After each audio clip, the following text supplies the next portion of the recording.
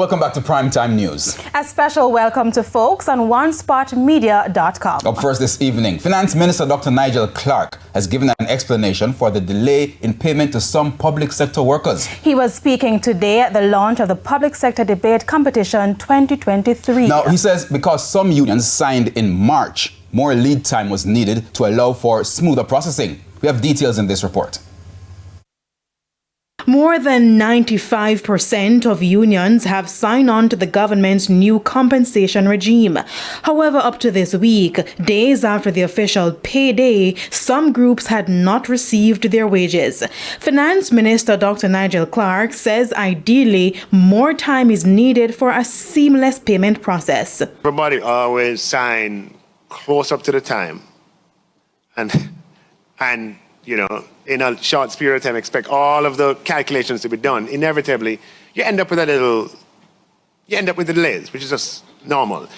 You know, the truth is you need a good 30 days prior to payment day in order to make sure everything goes smooth, but that has not always been possible. But we have also been hamstrung by the fact that payroll in the government is highly fragmented and distributed.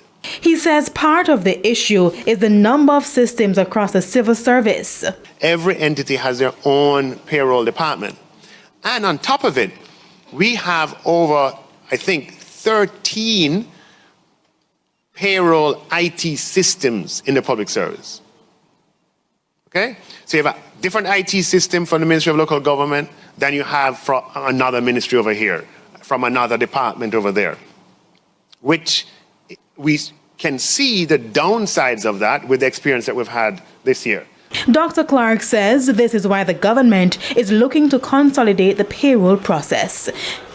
And we've made tremendous progress in that regard with a system called My HR Plus.